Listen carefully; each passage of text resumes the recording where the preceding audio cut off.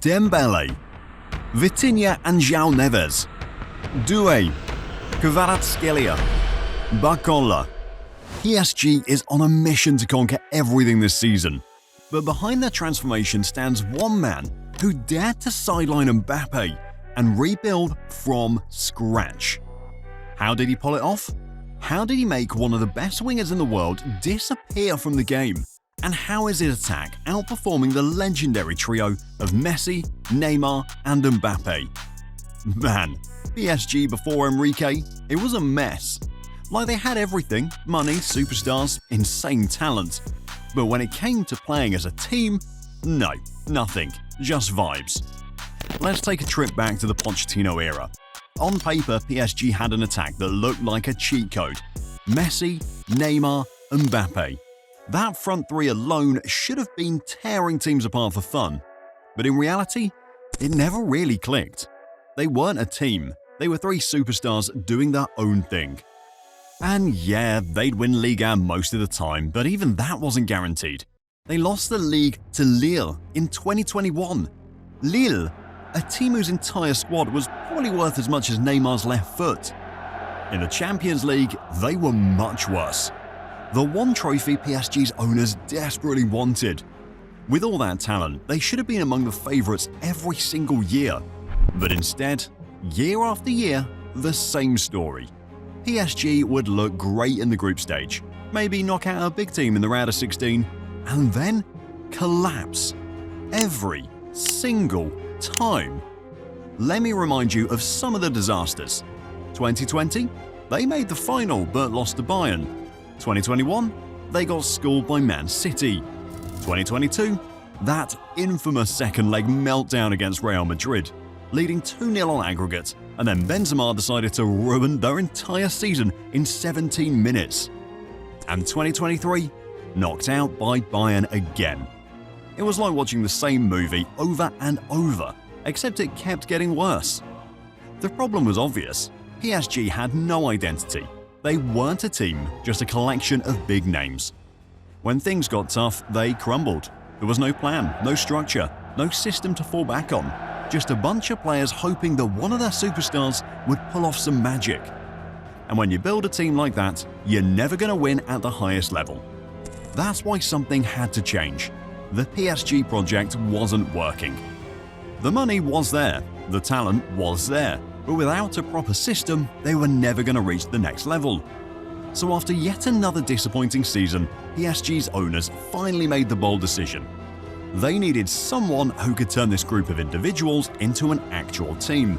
Someone with a real tactical vision. Someone who wouldn't just rely on superstars, but could build a system that worked. And that's when they called Luis Enrique. And trust me, Enrique wasn't about to let this team be a joke any longer. PSG finally realized that spending millions on big-name superstars wasn't enough. They needed something more. A real structure, identity, and most importantly, a coach with a vision. That's when they brought in Luis Enrique. And let's be real, Enrique didn't come to Paris to babysit egos. He came to build a team, a real team. Now, if you don't know much about Enrique, let's take a quick trip down memory lane. This guy is a proven winner. He didn't just coach Barcelona, he transformed them. In 2015, he led them to a treble with Messi, Suarez, and Neymar running the show. But here's the thing, Barcelona wasn't just about those three. Enrique built a system where everyone knew their role. The midfield controlled the game, the fullbacks attacked like wingers, and even with three of the most talented forwards in football history, the entire team defended as a unit. That's Enrique's biggest strength. He doesn't just rely on superstars, he builds a system where every player matters. And if his time at Barcelona wasn't enough, just look at what he did with Spain. After the golden era of Xavi, Iniesta, and prime Busquets, Spain was lost. The team had no real identity, no real firepower. Enrique completely rebuilt them, introducing a fast, aggressive attacking style that made them dangerous again. He didn't care about big names, he cared about what worked. That's exactly what PSG needed. No more Mbappe FC, no more waiting for one player to save them. Enrique had a clear plan for PSG, and from the moment he arrived, he was focused on three main objectives. Build a team that doesn't depend on Mbappe, fix the midfield, and create a tactical system that makes PSG unpredictable and lethal. The first and biggest problem Enrique had to fix was PSG's obsession with Mbappe. Now, don't get it twisted.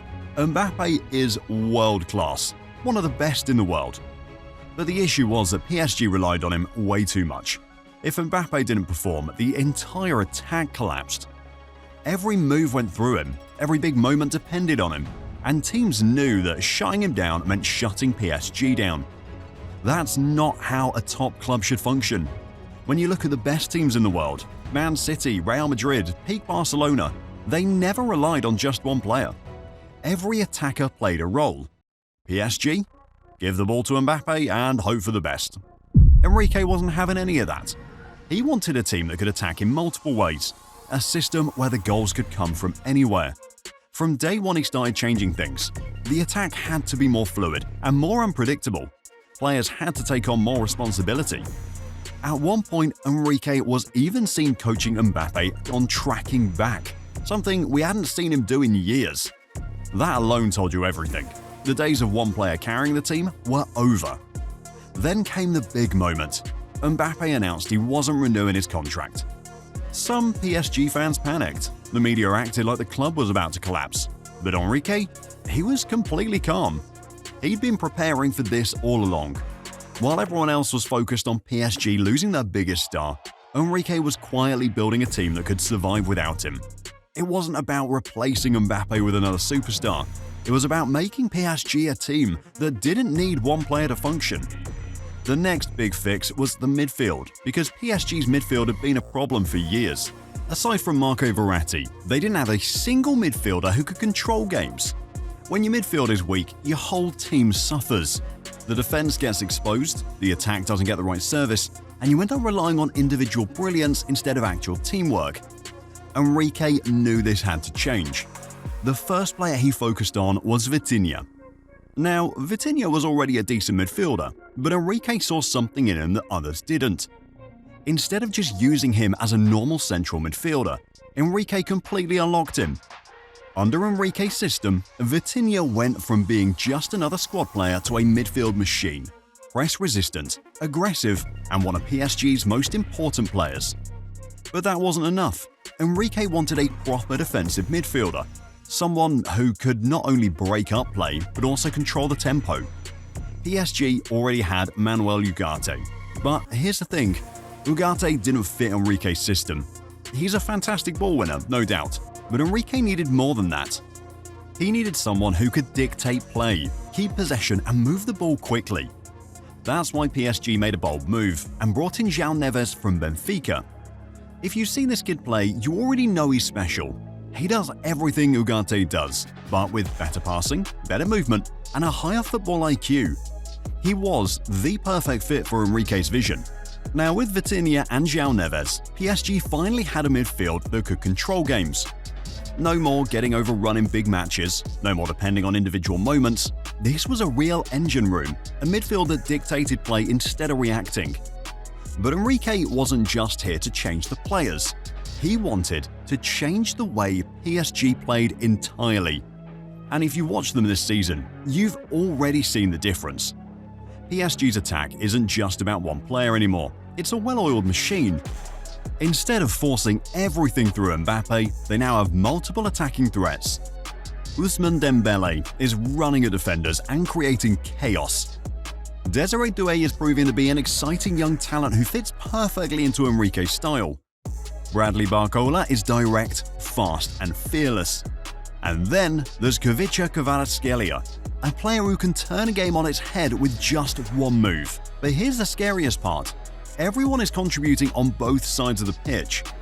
Enrique has drilled this team so well that every player is part of the attack, and every player is part of the press. No one is standing around waiting for magic to happen. This is a team in the truest sense of the word. And the results? Well, PSG isn't just winning, they're dominating. They're scoring goals for fun, suffocating teams with their pressing, and finally look like a club that could genuinely challenge the Champions League. Luis Enrique didn't come to PSG to manage a bunch of stars. He came to build an army, And right now, that army is looking terrifying. The last step in creating his army involved creating a very good tactic to get the best out of the players. One of the biggest changes under Enrique is how PSG sets up in possession. They don't just play a basic 4-3-3 or 4-2-3-1. Instead, they morph into a 3-2-5 when they have the ball. Now, this might sound like tactical jargon, but it's a genius move. By setting up this way, PSG always has multiple passing options, making it easier to break through defensive lines. The key to this system is the overloads it creates. In simple terms, Enrique ensures that PSG always has numerical superiority in key areas of the pitch, especially out wide. The fullbacks, central midfielders, and wingers form small passing diamonds, allowing them to move the ball quickly, break the press, and advance into dangerous areas. If the opposition tries to match PSG man for man, they end up leaving huge gaps elsewhere, which PSG immediately exploits with a quick switch of play. It's a system designed to confuse and wear down opponents, and so far, it's working perfectly. The perfect example of this can be seen in PSG's 3-2 win versus Lyon. By this point, PSG had already created another overload, with Kvaratskhelia and Neves combining beautifully to carve through Lyon's defense. Within seconds, PSG had transitioned from their defensive third to a clear goal-scoring opportunity. And this wasn't just a lucky passage of play, it was rehearsed, structured football at its best. The reason this works so well is because Enrique has drilled his players to understand space and movement. They don't just play aimless possession football, they manipulate the pitch to their advantage. Another major difference from past seasons is PSG's midfield fluidity. In the past, their midfielders played fairly rigid roles, sticking to their zones and rarely interchanging positions. This season, it's a completely different story. Enrique has given his players much more freedom to move, creating one of the most dynamic midfields in Europe. You'll often see the left-back tucking into midfield, the central midfielders rotating constantly, and even the defensive midfielder popping up in attacking areas. The false nine, whoever occupies that role, has complete freedom, and the rest of the team adjusts accordingly. This level of fluidity makes PSG almost impossible to predict. Defenders don't know who to mark, midfielders struggle to track runners, and opposition structures get dismantled within minutes.